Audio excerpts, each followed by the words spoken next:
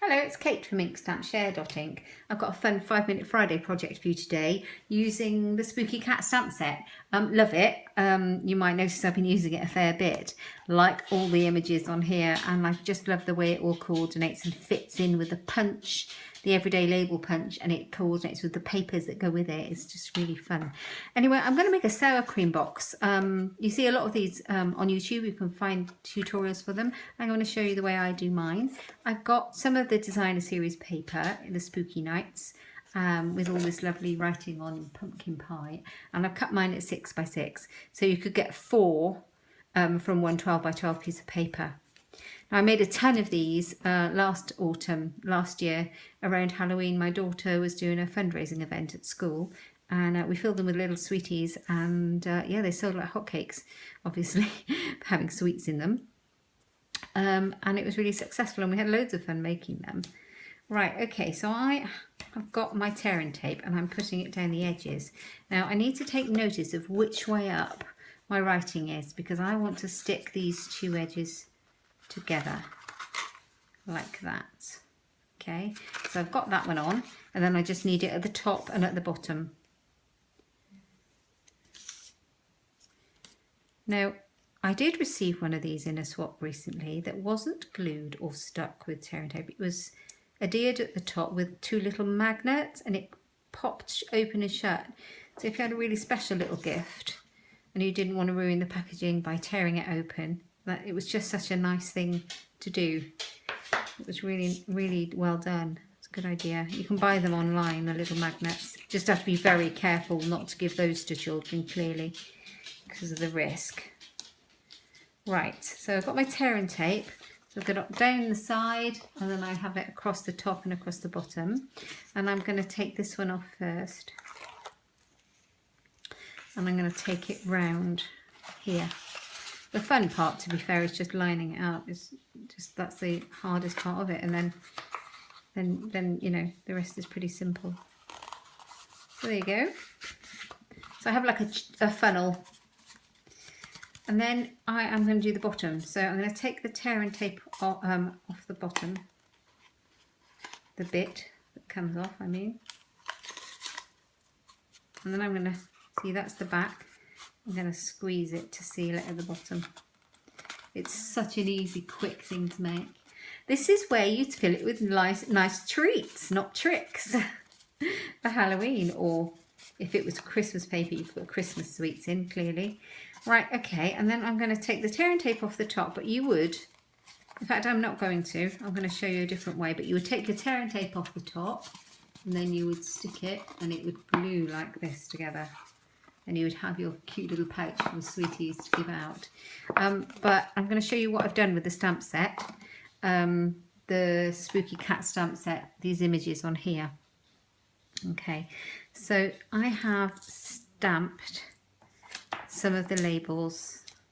So this was the trick or treat one on the Wicked Yummy Treat for You, and I've stamped trick or treat in the middle. I've used the same Wicked Yummy Trick Treat for You on here, but I've put the lines and Happy Halloween in the middle. This one I thought would be great. You could leave that space and put your child's name on it. So if you had a party, a tea party, a little Halloween tea party, which is much better than going out trick-or-treating, just have a little tea party, you could put your child's name in the middle. This one is part of the designer series paper, which comes in big sheets like this with the tree and the moon, and I've stamped the L from the stamp set. It's obviously meant to sit on there, and punched it out with the punch. What else have I done? I've stamped the witch's hat. I love this witch's hat. I've stamped him half off, and there's another one that says eat at your own risk. So I thought that'd be great to put on your treats. And what I've done as well is the matching designer series paper to the stamp. I've punched it and I've matched it up and just used a bit of glue, Tombow glue, and I've stuck it to the back. I've also done that with this owl. I stamped him in the white craft ink, and then re-stamped in black Happy Owloween. Can't say it. Happy Owloween on his tummy, and I've put the owl on the branch on the back. And this one is eat at your own risk. And then you get all the little potion bottles, and you can get their innards. So I've used some of my Stampin' Right markers to stamp the image, colour on the stamps and stamp the images of the middle and all the potion bubbles. And there's the matching papers on the back, and I've done the same. I've just punched it out and glued it together. And then I've threaded through some of our mini sequin trim in black. I don't know if you can see it, it's all lovely and shiny. And I'm going to put a couple of these together, and I'm going to add them to the treat pouch to dress it up a little. There's also some really nice crochet black lace trim in the seasonal catalogue as well, which would be good. But I do like the sparkly sequins. Let's do it that way. So yeah, you could choose any of your stamps, make all sorts of little labels. So this label punch is fabulous, and it matches this. It matches this, and this is what I've made all my labels for this with. It also coordinates with another stamp set that's in the seasonal catalogue, a Christmas one. I might have popped it away. Yeah, I don't think I have it out. There's a whole Christmas stamp set, all stamps and it match this. So it's quite good value to get. You get a lot of use out of that one. Right, so I've got my pouch, and instead of gluing it together, I think I'm going to hole punch it. So I've got my handheld hole punch, just pop a hole in the middle.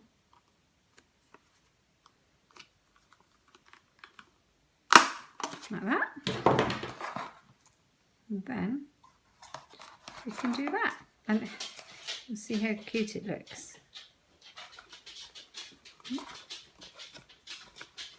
Getting cold here today. My hands are cold. Autumn is completely on its way all of a sudden. The temperatures have dropped. Now the children have gone back to school. They just went back this week. And it's definitely cooling down. I had to find, or go out and buy, actually, my son a new winter coat to go back to school, and he's needed it. Poured with rain today. So Halloween is on its way. I know it's only September, but it won't be long. There we are. How cute is that? So I put a little dimensional on the back of that one, or a glue dot, and you can stick it into place a bit. And then you can tie it at the back in a knot to keep it together. And you don't even need that tear and tape on the top then, do you? I think I'll just trim that because I've pulled it with my gluey fingers. There we are. There's our little treat bag. How cute is that? Love it. And you can fill that with all sorts of lovely things. Yeah, and if you do it with the ribbon, instead of gluing it together, you can open and shut it and keep it, instead of wrecking your lovely packaging. Anyway, I hope you liked it. I should be putting it on my blog, so if you'd like to have a look at that on there, and I'll put all the products that I've used, all the different kinds of papers, the stamp set, the punch, how I've done it. It's all going to be on inkstampshare.ink. I'm a Stampin' Up demonstrator, and I sell all these products. So if you like any of those, you can go through to my shop, which is on my blog, or you can look at my shop, which is katebolt.stampinup.net.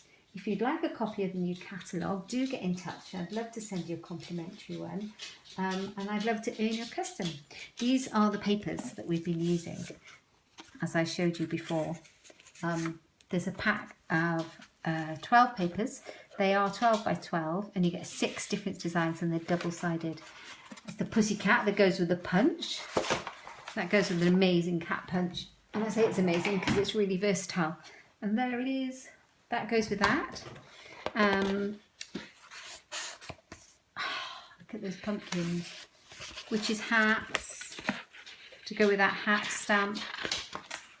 And just this beautiful Halloween paper. And it's in basic black and pumpkin pie. It's gorgeous. So that